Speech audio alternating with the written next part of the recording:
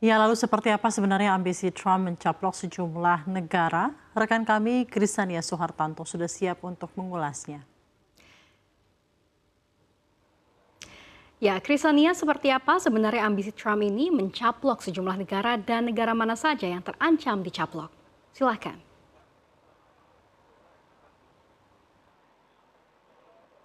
Ya baik Ade dan juga pemirsa, sejak terpilihnya kembali Donald Trump sebagai Presiden Amerika, banyak pihak yang menyorot kepada Amerika. Bukan hanya Trump itu sendiri, tetapi juga kebijakan yang diambil Trump. Terutama salah satu statement yang tadi sempat disebutkan bahwa Amerika akan mencaplok Kanada, Greenland, terusan Panama, serta mengganti nama Teluk Meksiko menjadi Teluk Amerika. Lantas, kenapa hal itu bisa terjadi? Jadi kita mulai dengan Greenland. Jadi seperti yang bisa dilihat bahwa pulau terbesar di dunia ini, yang mana adalah bagian dari Denmark, ini ingin dipinang oleh Trump. Dan ini beralasan karena Greenland ini merupakan salah satu pulau yang memiliki cadangan mineral yang cukup strategis, yang mana salah satunya bisa merupakan komponen inti untuk industri teknologi. Dan Greenland ini juga merupakan salah satu daerah yang memiliki akses langsung kepada Samudra Arktik, di mana memang Samudra Arktik ini merupakan sebuah samudra yang semulanya merupakan terdiri atas es. Namun dengan pemanasan global, Samudra Arktik ini kemudian menjadi lebih banyak laut, dan kemudian pemirsa, Samudra Arktik ini diprediksi akan menjadi salah satu jalur perdagangan laut yang akan menghubungkan satu belahan dunia ke belahan dunia lainnya.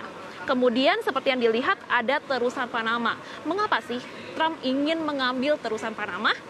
Jadi terusan ini merupakan sebuah daratan yang dikeruk sepanjang 82 km, di mana menjadi jalur perdagangan antara Amerika menuju Afrika dan juga Asia. Di mana memang terusan Panama ini sebenarnya memiliki sejarah panjang, dahulunya merupakan milik Amerika. Kemudian diberikan kepada Panama, dan kemudian saat terusan ini menjadi milik Panama justru dikatakan quote and quote bekerja sama dengan China, sehingga membuat sejumlah kebijakan yang mungkin menurut Trump merugikan Amerika. Oleh karena itu, Trump ingin mengambil alih Panama itu atau terusan Panama, sehingga perdagangan laut bisa menjadi lancar kembali. Dan kemudian selanjutnya adalah mengganti nama Teluk Meksiko menjadi Teluk Amerika. Jadi memang Teluk Meksiko ini dianggap Trump sebagai pintu masuk para imigran gelap dari Meksiko menuju Amerika. Sehingga dengan diganti namanya Teluk Meksiko menjadi Teluk Amerika, diharapkan jumlah imigran gelap yang datang ke Amerika bisa berkurang. Dan yang terakhir, but not least, adalah Amerika ingin membeli atau mencaplok Kanada. Hal ini sebenarnya tidak jauh-jauh dari perang tarif yang menjadi kebijakan kontroversial Trump, di mana sebelumnya Amerika menyebutkan bahwa Amerika akan mengenakan tarif ekspor dari Kanada menuju Amerika sebesar 25%. Di mana hal ini sebenarnya akan merugikan Kanada, sekaligus merugikan Amerika itu sendiri. Mengapa? Karena memang sejatinya perang tarif ini dilakukan untuk melindungi pasar dalam negerinya Amerika, dan untuk menstimulus produksi dalam negeri untuk membanjiri pasarnya Amerika. Namun perlu diakui bahwa ada sejumlah komoditas yang tidak dimiliki Amerika dan harus ekspor dari Kanada, sehingga hal ini juga akan merugikan bisnismen Amerika itu sendiri. Dan jika menurut mantan Perdana Menteri Kanada, yaitu Justin Trudeau, dan sejumlah lingkaran dalam istana White House menyebutkan bahwa sebenarnya kebijakan Trump yang satu ini hanyalah gertakan belaka, dan tidak semua ucapan-ucapan Trump yang disebutkan itu akan beneran menjadi strategi dia ke depannya.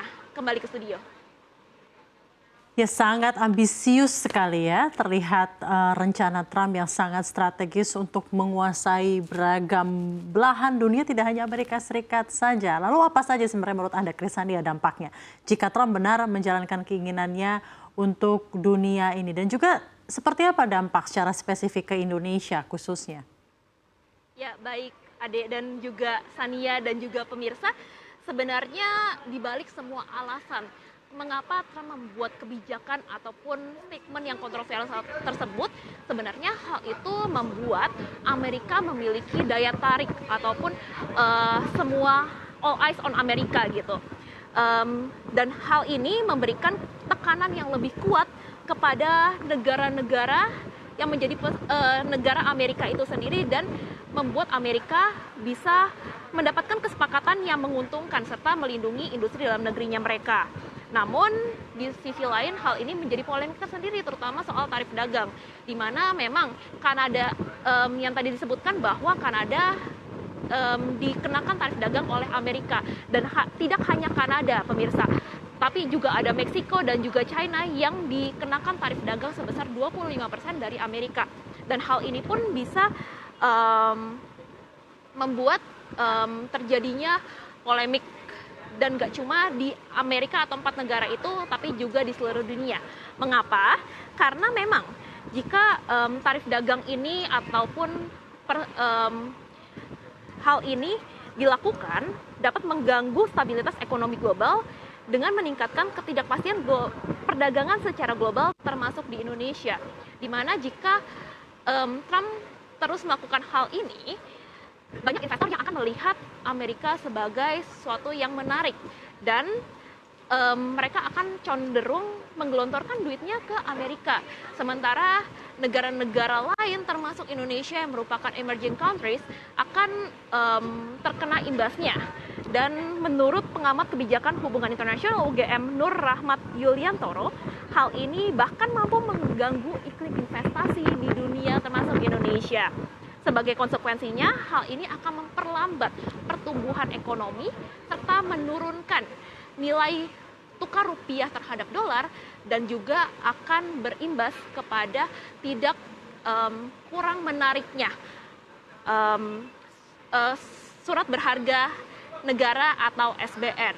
Dan selain itu, karena perang dagang ini juga berimbas ke China, tentu jika perdagangan antara China dengan Amerika terhenti, maka China harus mencari pasar alternatif untuk menyalurkan barang-barangnya, yang mana nantinya akan berkemungkinan merambat ke Indonesia, yang mana Indonesia merupakan salah satu pasar dari barang-barang murah dari China, dan hal ini memang yang ditakutkan oleh para UMKM. Namun perlu diakui bahwa Menteri Koordinator Perekonomian Erlangga Hartarto mengatakan bahwa Indonesia tidak perlu terlalu khawatir, karena memang sebelumnya perlu diketahui bahwa tarif ataupun hal ini bukan pertama kali terjadi di Indonesia.